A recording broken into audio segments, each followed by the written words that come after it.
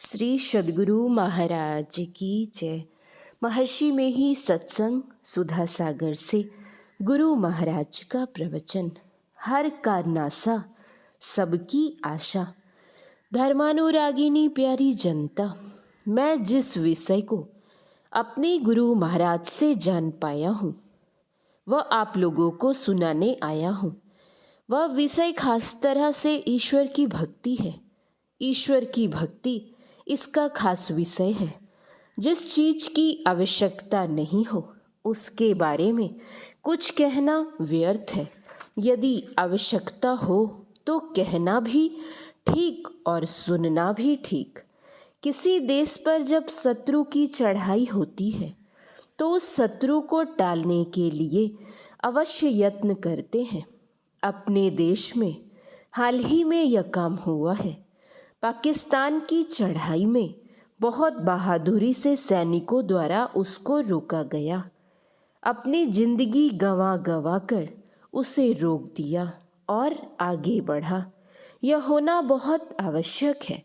खेती करने में हिंसा होती है, भोजन बनाने में हिंसा होती है, चिराग जलाने में हिंसा होती है।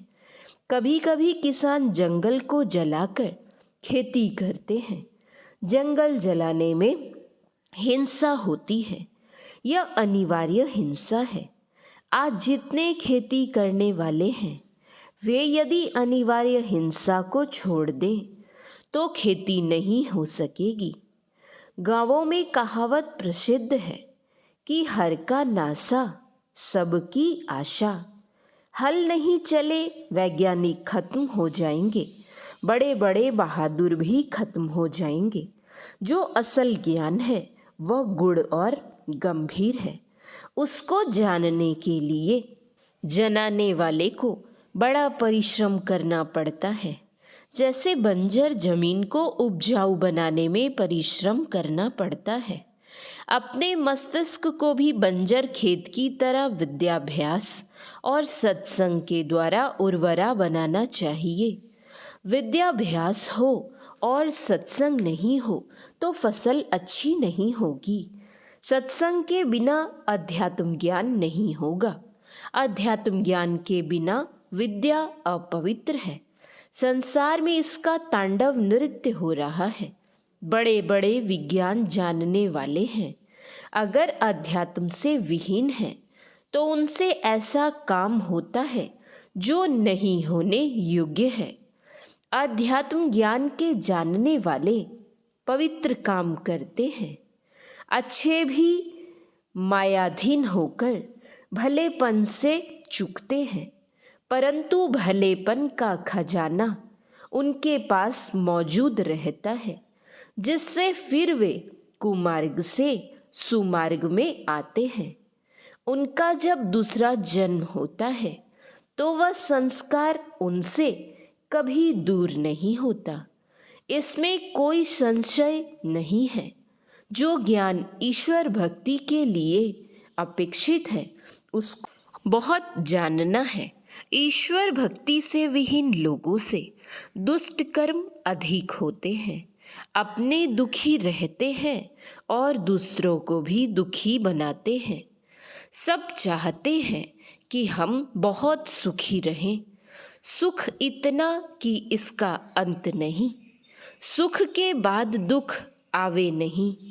जिस सुख में मन उकतावे नहीं उसमें रस ही रस रहे। कभी तृष्णा होवे नहीं।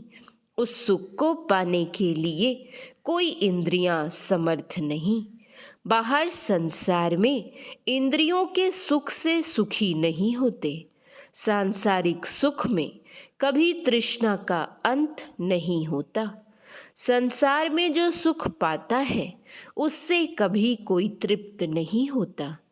इससे उपरामता पाने के लिए ईश्वर की भक्ति नितांत आवश्यक है। मनुष्य को अविनाशी सुख चाहिए।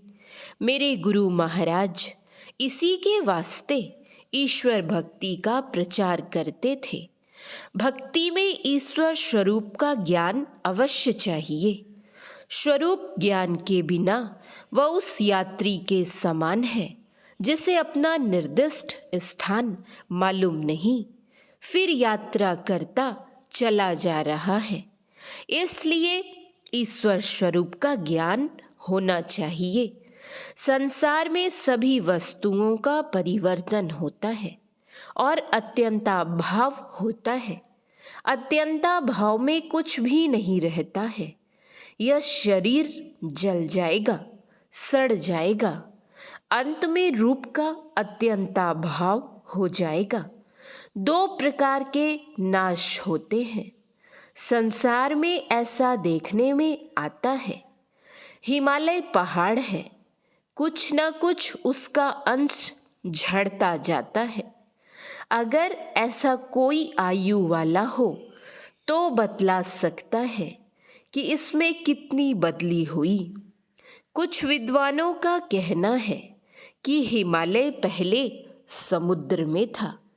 संसार का सभी पदार्थ परिवर्तनशील है। ईश्वर तब से है जब देशकाल का भी पसार नहीं था। कबीर साहब कहते हैं कि आवे जाए सो माया। ईश्वर सबसे पहले का है।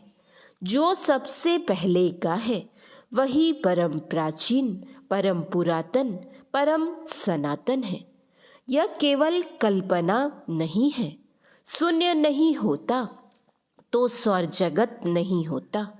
सबसे पहले का वही है जिसका आरंभ नहीं, अंत नहीं। ईश्वर को जब हम आदि अंत रहित कहते हैं तो उसके विस्तार का बोध होता है। विस्तृत तत्व का ज्ञान माया के अंदर होता है। ईश्वर विस्तृत तत्व से भी बाहर है।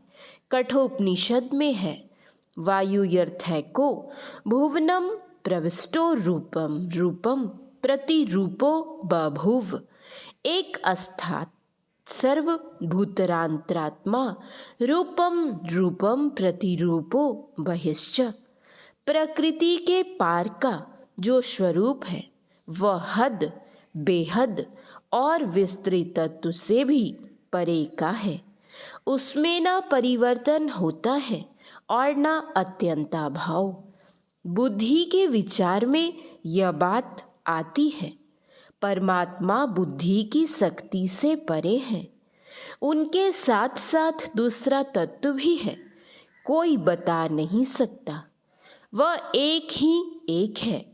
प्रथम 100 आपे आप। शून्य में बहुत सी चीजें रहती हैं। यह शून्य बहुत मोटा है। जिस शून्य में कुछ भी मोटाई नहीं, वह इतना सूक्ष्म है कि इससे अधिक सूक्ष्म कुछ हो नहीं सकता। आदि अंत रहित के मुकाबले में आदि अंत सहित वाला पदार्थ सब तुच्छ है। आदि अंत सहित वाले पदार्थ को मिलाकर कितना भी बड़ा मंडल बना लो, वह आदि अंत रहित नहीं हो सकता। दूसरी बात यह है कि सूक्ष्म तत्व को स्थूल यंत्र ग्रहण नहीं कर सकता। हमारी इंद्रियां सभी स्थूल हैं। इससे ईश्वर स्वरूप का ग्रहण नहीं हो सकता। इसलिए राम स्वरूप तुम्हार, वचन अगोचर बुद्धि पर, अविगत अकथ अपार, नेति नेति नित निगम कह। गोस्वामी तुलसीदास जी। इतना सूक्ष्म परमात्मा का स्वरूप है। इस स्वरूप का नाश नहीं होता। इसको नहीं पाने से ईश्वर की भक्ति हो गई, कभी नहीं हो सकता। अपने को मत हराओ, अपने को समझकर स्थिर रखो। अपने आप से जो ग्रहण कर सके वही ईश्वर है। उसे बुद्धि नहीं पकड़ सकती। अपने आप स्वयं पकड़ सकते हैं।